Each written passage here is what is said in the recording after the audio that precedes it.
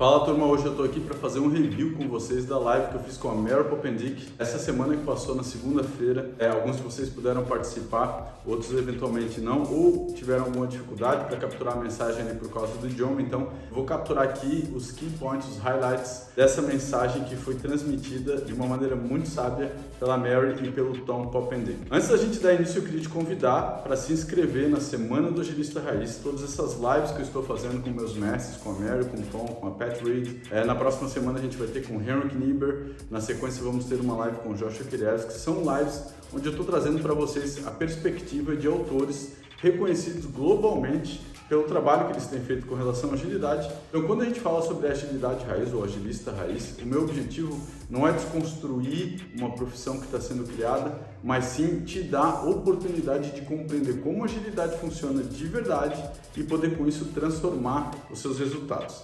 Independente se você quer ser ou não agilista, por exemplo, um executivo, um gerente, alguém responsável pelo negócio, até mesmo um desenvolvedor, alguém da área técnica ou um Agile Coach, eu tenho certeza que esse evento vai agregar para você. Então, para se inscrever, tem um link aí na descrição desse vídeo e também através desse QR Code que eu vou deixar aí na tela. Eu vejo você na Semana do Agilista Raiz no dia 1º de fevereiro, a gente começa. Então vamos lá para o tema de hoje. Nós vamos falar sobre a live que a gente fez, eu e a Mary e o Tom, onde a gente discutiu muita coisa legal. Então, para você que não sabe, eu conheci a Mary Popendick através do primeiro livro dela, 20 anos atrás, em 2003, e a partir dali foi quase que uma relação de pai e mãe para filho, assim, né? Porque depois eu conheci eles pessoalmente em Buenos Aires em 2008, onde eu tive a oportunidade não só de conhecê-los e fazer um curso com eles, mas também de tirar eles do meio da multidão, levá-los para um restaurante, somente nós três, em Puerto Madeiro, e ali começou um relacionamento muito frutífero e muito duradouro. Eu trouxe Mary e Tom para o Brasil algumas vezes depois disso, me encontrei outras dezenas de vezes com eles em outros países, onde eu tive essa oportunidade.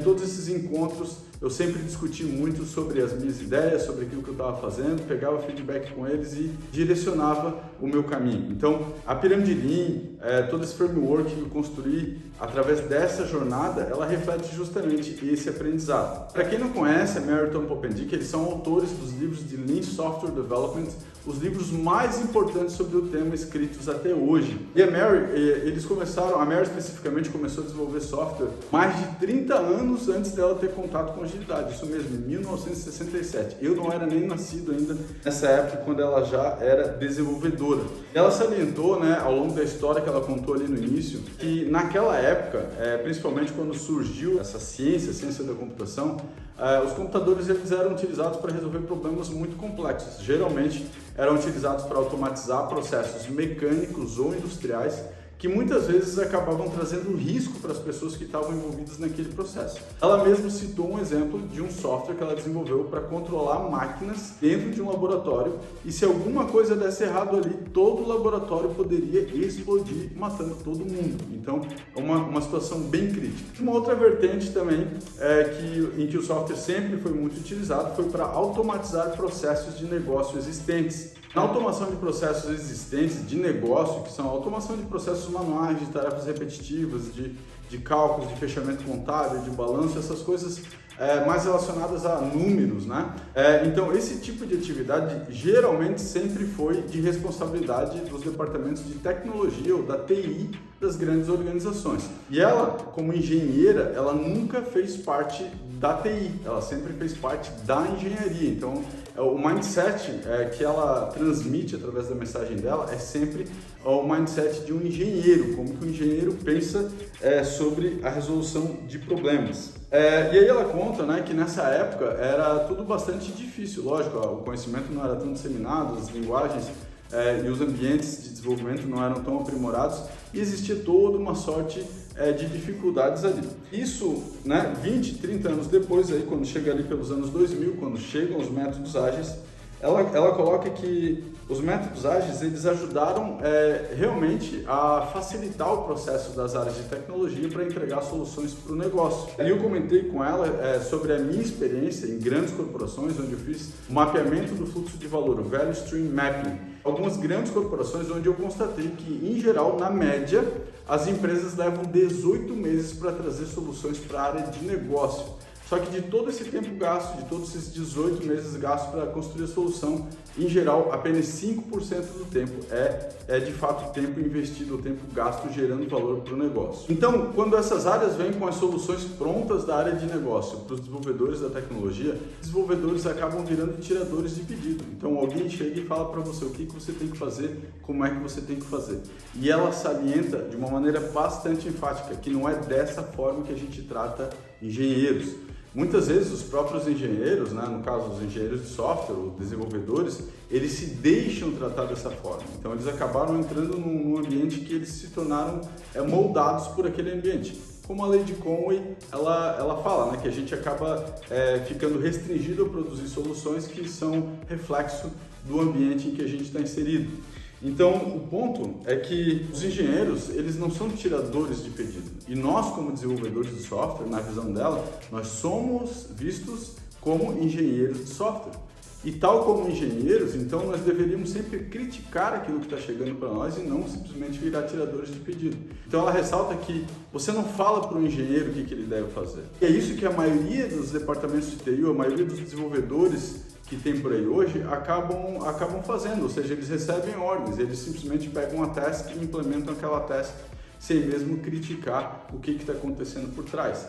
Mas, na visão dela, o certo é agir como engenheiro. E como é que o engenheiro age? O engenheiro, primeiro, ele analisa o problema, ele reflete sobre o problema, ele procura identificar quais são as ferramentas adequadas para resolver aquele problema, qual é a abordagem de resolução mais adequada para aquele contexto específico. E só então ele começa a produzir uma solução.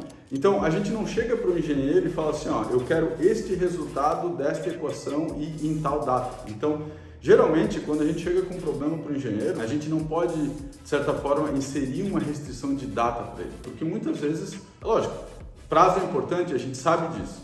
Mas muitas vezes o prazo pode ser inexequível. E quando isso acontece, o que vai acontecer? A gente vai fazer qualquer coisa, qualquer solução, muitas vezes vai ser paliativa, muitas vezes não vai ser algo duradouro, não vai ser interessante e pode se gerar muito mais problemas do que solução para a empresa onde aquilo vai ser aplicado. Então, a gente tem que tratar engenheiros como engenheiros.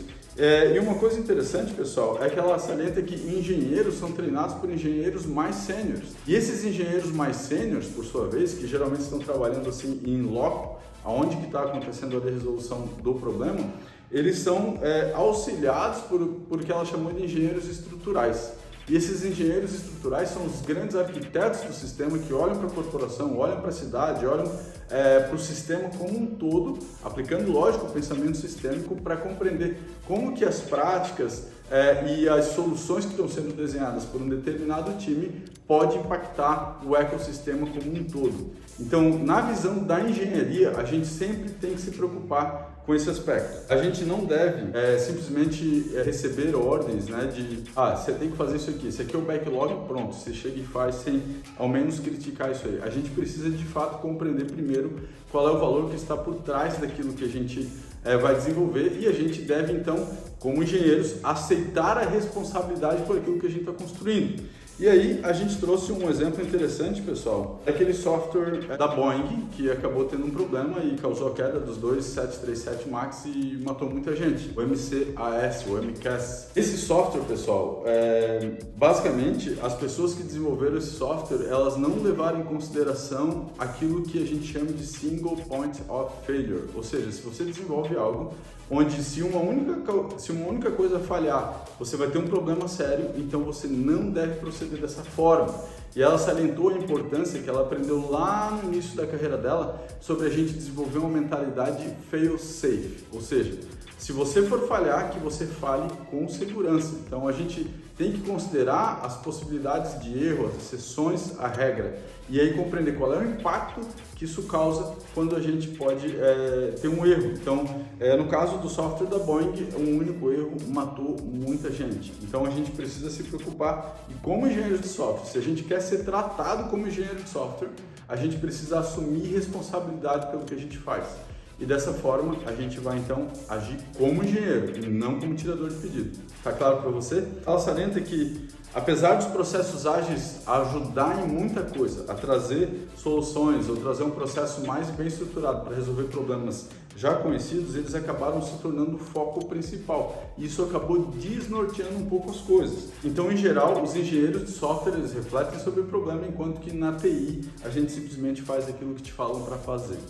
Então a gente tem que quebrar isso aí não é legal, pessoal. Aí eu comentei com ela, né, um episódio que aconteceu comigo há 20 anos atrás, quando eu trabalhava numa outra organização, onde nós desenvolvíamos um sistema na área financeira e em meio ao caos.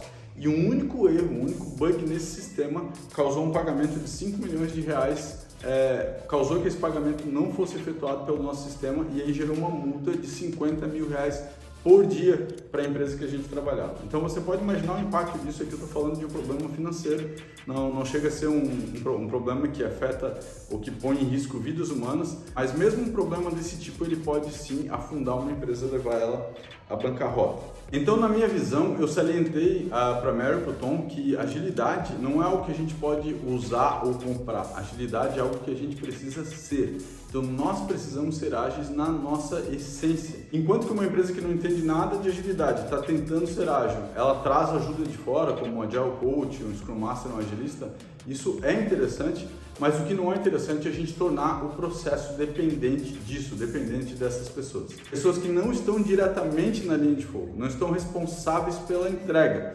E uma vez eu ouvi de um colega meu falando assim, olha, se você não puxa uma atividade para que você desenvolva e entregue valor através dessa atividade, você não deveria dar pitaco no processo.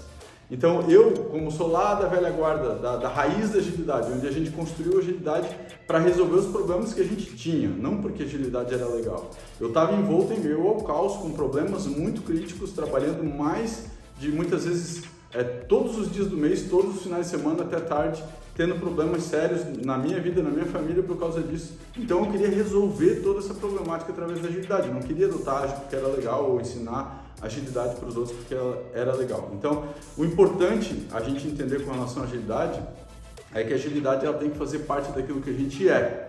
Não é algo que a gente compra, não é algo que a gente simplesmente usa ou adota. Então, esse é um ponto bem importante. E aí, então, o Tom trouxe várias coisas legais também, como, por exemplo, a complexidade do desenvolvimento de software, ela acabou tornando alguns papéis desatualizados muito rapidamente. Então, à medida que o desenvolvimento de software ele se ampliou muito, se tornou mais fácil para a gente encontrar gerentes gerenciando pessoas que fazem atividades das quais esses gerentes não sabem fazer. Então, é como se a gente tivesse um gerente de desenvolvimento que não sabe desenvolver.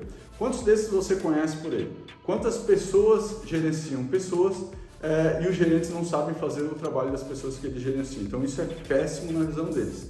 Nós temos que nos tornar líderes sendo mestres no assunto que a gente é responsável. Então, se eu sou chefe de desenvolvimento, sou gerente de desenvolvimento, eu preciso conhecer e ter a habilidade de botar a mão na massa. Então, isso é algo bem importante. E por fim, eu compartilhei também um breve relato sobre como eu apliquei algumas das coisas que eu aprendi com eles, como a engenharia concorrente, por exemplo, para resolver um problema crítico numa organização. Aquela aplicação da engenharia concorrente fez aquela empresa dobrar o seu faturamento e ser vendida em menos de 2 anos depois.